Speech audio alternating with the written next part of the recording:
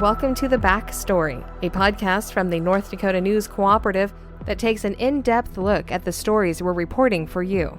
I'm Sabrina Halvorson, CEO of the North Dakota News Cooperative.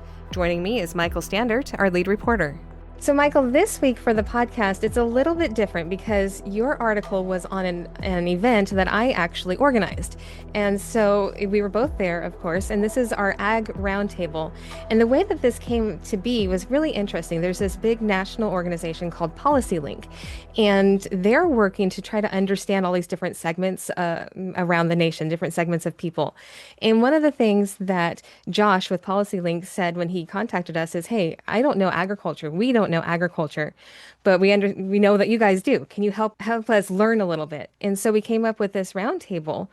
And it was really interesting.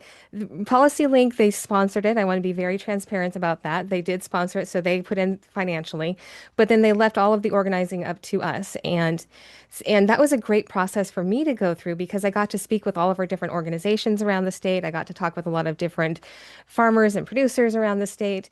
And we ended up with about 12 people around the table. And we got to have this at NDSU at their new Peltier Center.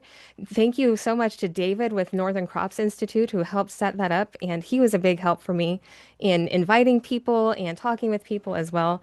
I was really excited that Dr. Greg Lardy, who's, the Dean of Agriculture for NDSU, he participated and was there through the whole thing. And I thought that was great just to have him there. But then we also had representatives from North Dakota Soy. We had Corn Growers Association represented. We had barley out there, which was great. Sugar beets, of course. And what I really liked about this roundtable was having all of those different people really showed some of the diversity of agriculture in North Dakota. And what we focused on in talking about at this roundtable, and it was moderated by our board member, Kelly Peterson, and she did just a fantastic job. And we touched on topics like trade and tariffs, what's going on in Iran and how that is affecting agriculture here in North Dakota because it is. And we talked about other policies and things. And so it was 4 hours just packed with agricultural information, and you got to be there for all of it. And so this podcast is a little bit different because it's not just an article you wrote, but it's an event that I organized. And so we're both really involved in this.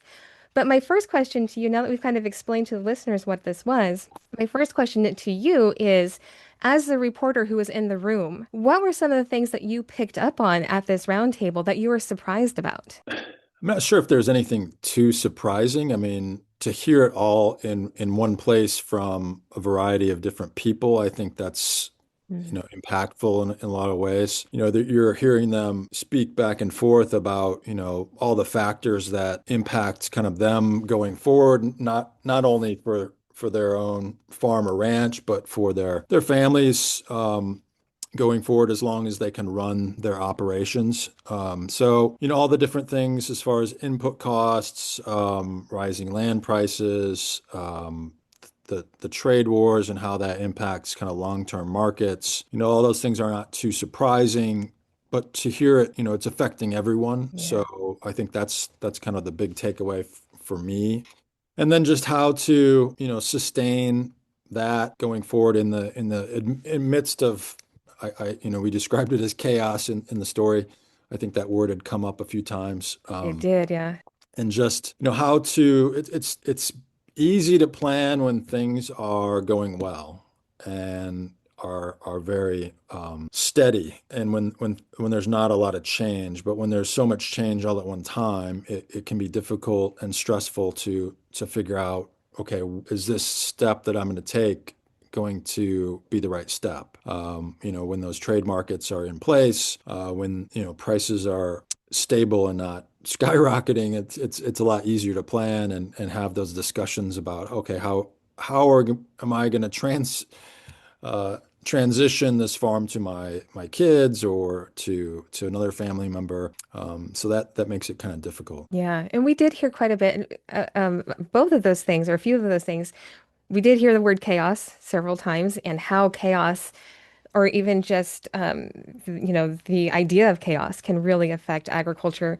It can affect trade. It can make America look unstable, and that affects our trade partners. It can make prices go, input prices and things go up for our farmers. So and what farmers are earning is not going up. So that's a big problem. And then also we talked a lot about the generational transitions on farms. And I thought that that was a very interesting conversation too. Around the table, we had so many people saying, I was a fifth generation farmer, I'm a sixth generation farmer. We had one person who was there, and I thought his story was really interesting. But he said, I was going to be a farmer, but my dad told me not to be a farmer. And so he got into tech and got very high up in that Mhm. world, but is now also ranching with his dad here in North Dakota. And those generational stories I thought were really interesting because we do hear a lot about how hard it is to transition a farm these days in America. We have a lot of regulations and just general rules that can really prohibit that type of a smooth transition. But Mm. there's also a lot of other careers that people are going to instead of growing up and taking over the farms too. So that was an interesting Yeah. conversation for me.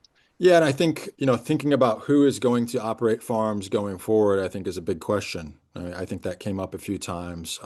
There's all kinds of opportunities that there weren't, 30, 40 years ago. And I think people do also remember quite acutely just the different crises in the 80s that were impacting them when they got into farming. And then this gentleman you mentioned, he had been told not to do it because of the crisis at that time. And it seems like we're going through a similar period right now. So, for people to figure out how to operate going forward, there's going to be so many questions, and it takes time to do that. It takes time to transition and kind of train, and there's all this new technology coming in as well. How to figure that out? Land prices are so much more than they were before. Equipment costs for combine. What were they saying? 700, 75, yeah, yeah, 700, 800,000, something like that. So, a crazy amount. 20, 30, 40 years ago wasn't like that. So it's a lot more complicated, intensive, and everything is kind of at a higher risk in a way. You have so much capital put into this operation. If things go wrong, it's much more risky than maybe a generation ago. Yeah. And as we're talking here on the podcast, we're not using names, and that is for a specific reason. When we went into the round table, I told everybody, what you say here is going to pretty much stay here, even though we do have a reporter in the room. What was said around the table, we didn't quote directly. And even as we talk about it now, we're not going to say who said specifically what. Now, you did get some quotes for your article. You talked to them afterward. And there was a good reason for that. And it's because agriculture has been through a lot and continues to go through a lot. And even when I was talking with the organizations and people about this roundtable, they had a lot of questions about PolicyLink because there are a lot of organizations out there that exist to attack agriculture. And so before I even started considering this, the first thing I did was research PolicyLink, see what kind of an organization they were. I found out they're an organization that, really wants to build bridges between communities because they feel like we're very divided right now. They are not looking to cause more division. And I really appreciated that approach.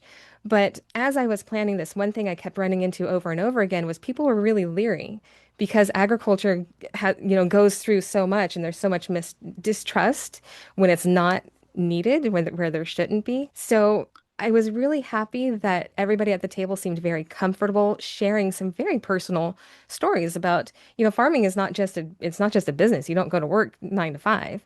This is your entire life, and it is a very personal business. But there was a lot of trust there.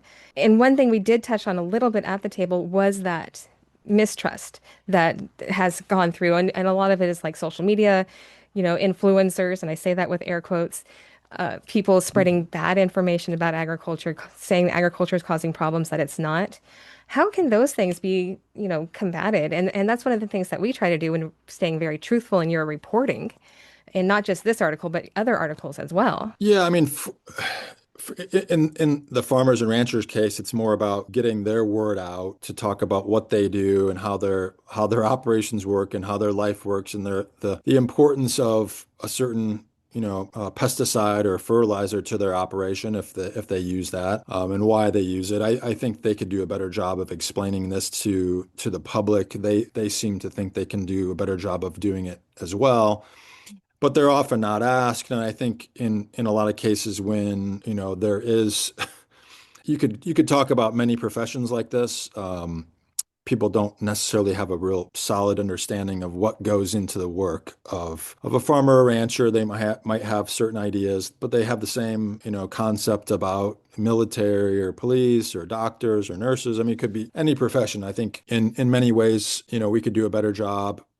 Everyone could do a better job of kind of explaining the work they do. I mean, that's kind of what we're trying to do with this podcast as well, is explain kind of what we do, and why, and why it's important. And they talk about it as misinformation. The people that are discussing it as a concern on their podcast or YouTube channel or whatever, they have their point of view. I think getting those people together to talk about it like we've done, with this discussion, with Policy Link, organizing it, I think part of that is for them to understand, okay, what are the concerns of these farmers and ranchers in general, and how do we bridge those divides of discussion? So, having people talk openly about things. I mean, if there's a way to bring those kind of people together with the people that they say are sharing misinformation, to have a discussion about, okay, where can we find some common ground here? I think that could go a long way. And in the way that everything kind of works right now with social media and kind of the way media in general has been kind of fractured so much, it's kind of difficult to get those big discussions going and then get a big audience for them, so that there's better understanding of both sides. Because I mean, the farmers and ranchers should probably pay attention to these things and try to understand where these people are coming from. But on the other side, those influencers or people concerned about the health and safety of some of these things that are being used on farms should also be engaging farmers directly and talking about it. That's just my opinion, but I think that Yeah. would go a long way for getting a discussion going in the right direction, instead of just kind of being combative on either side. Yeah. And the opportunity for both sides to learn would be really good, I think, too. I think that's kind of what Josh and PolicyLink is trying to get at in doing these kind of roundtables with different groups around the country. Yeah. When Josh first reached out to me, I talked to him for quite a long time, and then sent him on to you to see if something could be put together. But they seem like a very open and willing to learn and hear. Yeah. That's what I really appreciated about them too. The organization as a whole, and then Josh, specifically, who I worked with through the whole thing. And he came down, he's from Oakland, and he flew over and was here for the roundtable as well. And he was listening and he was paying attention and he was absorbing the information and asking really good questions. And I thought that was great. I had an email this morning that I wanted to address because it was from a farmer near Wolford. And he pointed out that we didn't have anybody representing soil conservation districts at the meeting. And I emailed them back and I did say, we intentionally made this non-governmental, and soil conservation districts are county, they are, I wouldn't say a government agency, but they're, part of a government program, I guess. I don't know the right word I should use there, but we were intentional about having no government representatives at this roundtable because that's a different discussion.